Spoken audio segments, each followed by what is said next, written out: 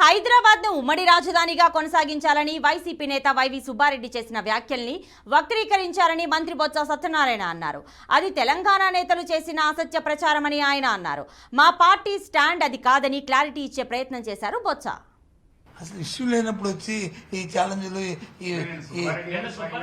అండి ఆయన అన్ని మాటలు చెప్తాను. ఇప్పుడు ఆయన అన్ని మాట ఏంటి మీరు వచ్చి ఎంపీగా అయితే మీ ప్రయారిటీ ఏంటని అడిగారు. మీరు రాజ్యసభ మెంబర్గా గెలిచిన తర్వాత మీ తాలూకా ప్రయారిటీ అని అడిగారు. విభజన చట్టంలో చాలా అంశాలు ఉన్నాయి. అంశాలు వచ్చి ఫుల్ఫిల్ అవ్వలేదు. ప్రత్యేక హోదా కానీ లేకపోతే ఆ రోజు ఉమ్మడి రాజధాని ఉన్నప్పుడు వచ్చి అక్కడి నుంచి వచ్చేసాము. దాంతోపాటు రెవల్యూషన్ ఆఫ్ ఫండ్స్ రావాలి. తెలంగాణ నుంచి మాకు రావాల్సిన నిధులు కూడా ఉన్నాయి. దాంతోపాటు ఏదైతే విద్యాలయాలు ఉన్నాయో అవన్నీ ఇస్తామన్నారు, ఇంకా అవన్నీ రాలేదు. ఇవన్నిటి కోసం నేను కృషి చేస్తాను అని చెప్పి మాట అన్నారు.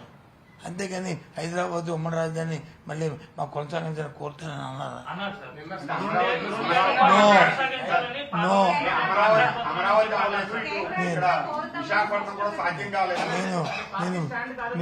నేను నూటికి 100% మీరు వక్రీకరించి చెప్తున్నారు. అది కాదు. ఇది పార్టీ మాటగా చెప్తున్నాం. ఇది పార్టీ స్టాండ్గా చెప్తున్నాం.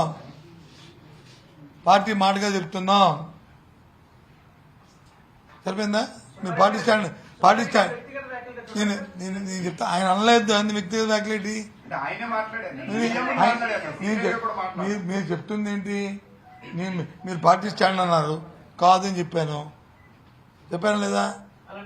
లేదు, అది నాకు తెలియదు. ఆయన అనలేదని నేను వినలేదు, నేను చూడలేదు. నేను అనుకుంటాను ఆ మాటలు ఎవరైతే ఎవరో తెలుగుదేశం నాయకులు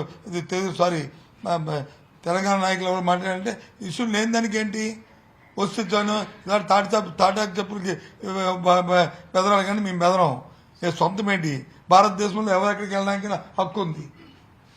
భారతదేశంలో ఏ పౌరుడికైనా వాక్ స్వాతంత్రం ఉంది. భారతదేశంలో ఏ వ్యక్తి ఎక్కడికైనా పరిగణించుకుంది. Who is he? ఇవన్నీ చిన్నపిల్లల మాటలు. కానీ లేని విషయాన్ని ఊరికనే